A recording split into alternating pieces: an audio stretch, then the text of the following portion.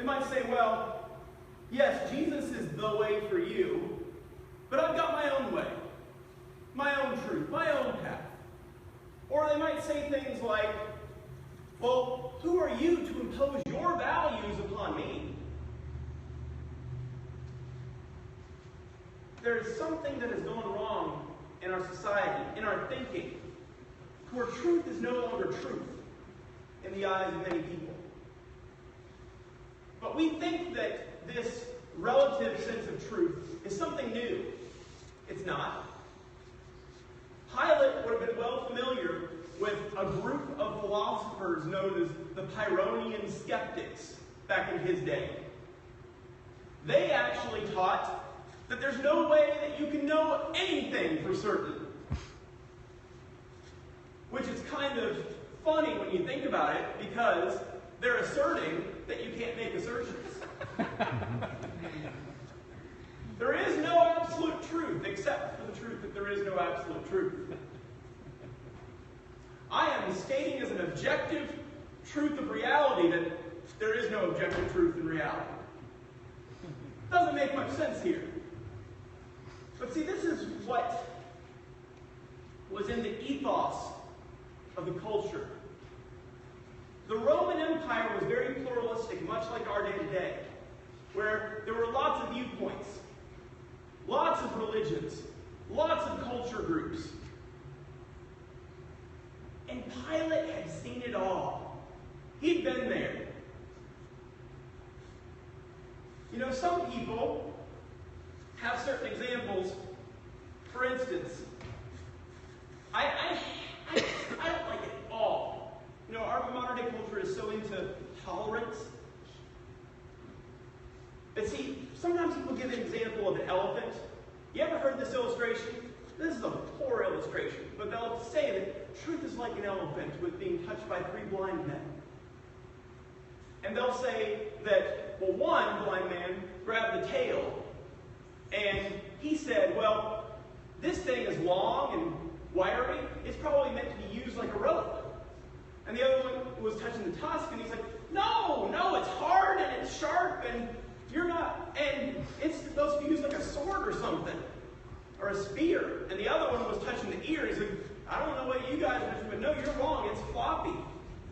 And they got into an argument about it. But what people will say sometimes and is wrong is that that is an illustration of truth. But it's not. The truth is the whole elephant. They were only describing an aspect or a part of the truth.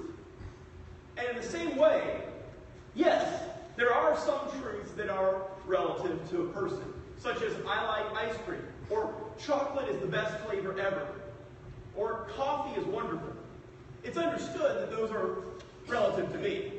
I'm not saying it's an objective feature of reality that coffee is the best thing ever, or Amen. Maybe I should, but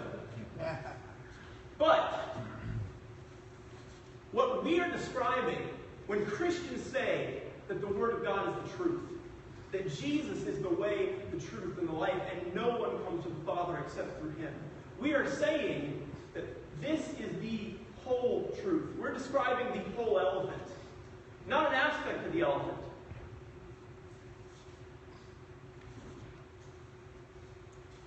So, let's continue. Pilate entered again into the praetorium. Now, I had my PowerPoint, and I have pictures. I actually got pictures of the praetorium.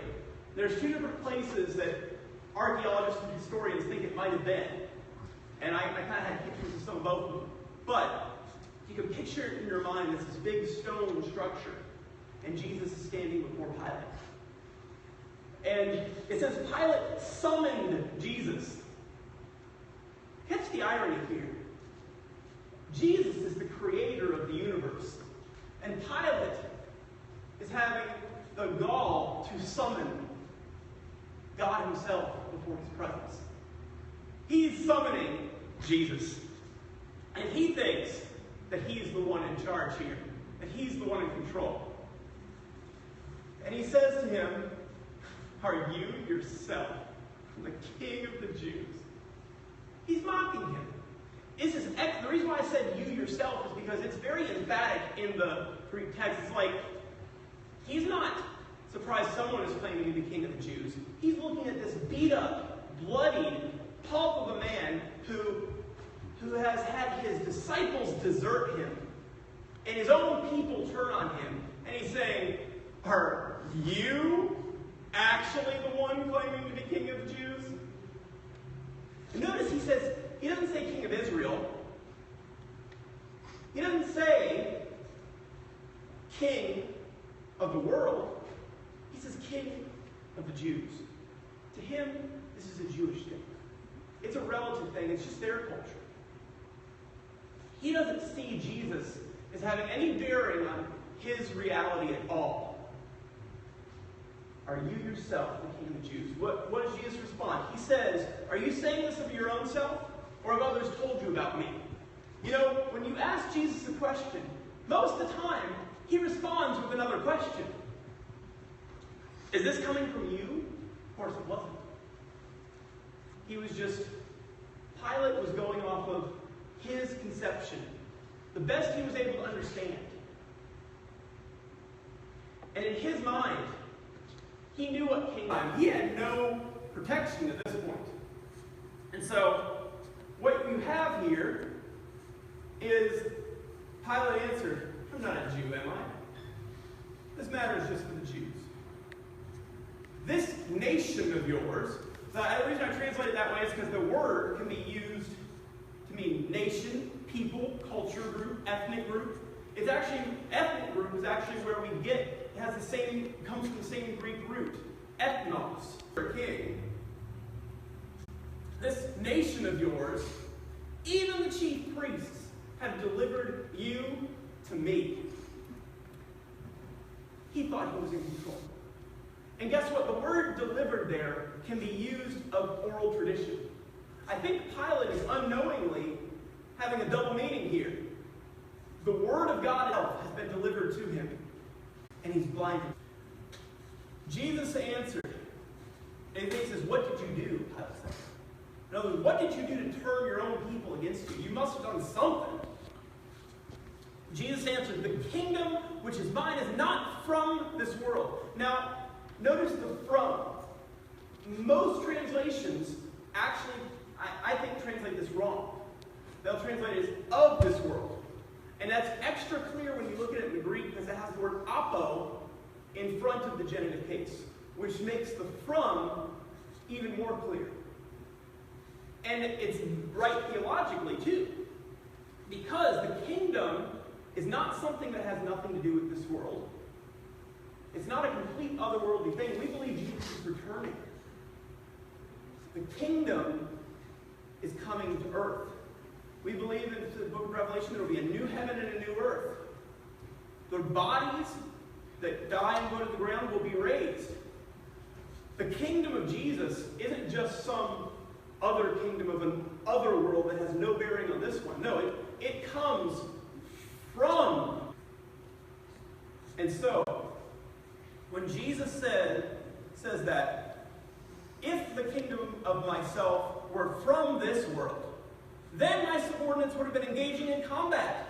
We would have done things the worldly way. The way it's upon earthly power. Truth just is. And when he says, it's here in myself, and him, then you are a king, aren't you? All Pilate, action and rebellion and Caesar. Whoever has the most power has the right to dictate to others what the truth is, Pilate. And so he says, so Jesus answered though, you yourself are saying that I am king. Some translations will translate this as, you yourself have said that I'm a king. But actually the word I is emphatic in there. I think this is an I am statement. So like, I put it in all capitals in my translation. You yourself. So Jesus isn't trying to get out of answering. He's not saying, well, you're the one saying that I'm king. He's saying, you realize that when you say that I'm a king, what you're saying is that the I am is king. He's asking Pilate, do you realize what you're saying? You yourself are now saying that I am king. But Pilate has no understanding of the deepness of which he is saying. The words that he's speaking are prophetic, and he doesn't even know it. Pilate says, Jesus says, for this I have been born, for this I have entered into the world, to testify the truth. He's on trial. Notice the lawsuit imagery. He's testifying the truth, right, on trial, right? But it's truth itself that is on trial. And so right now, when Pilate is interrogating Jesus, he's accusing Jesus. Jesus flips it around and turns the accusation upon Pilate. Isn't that so cool? I'm just ADHD, maybe. Anyway. So, Jesus says, everyone who participates in the truth listens to whose voice? To my voice, Jesus says. Participates in the truth. Now, the reason why I did that way, participates, is because the verb of being, it has everyone who is existing in the truth, or, the word own is the word on. So, the one who is participating in the truth, the truth is in them that human beings create. Truth is something that human beings create. Truth is something human beings participate in. And so, when he says this, the one who is participating in the truth hears my voice, listens to my voice. What he is saying is that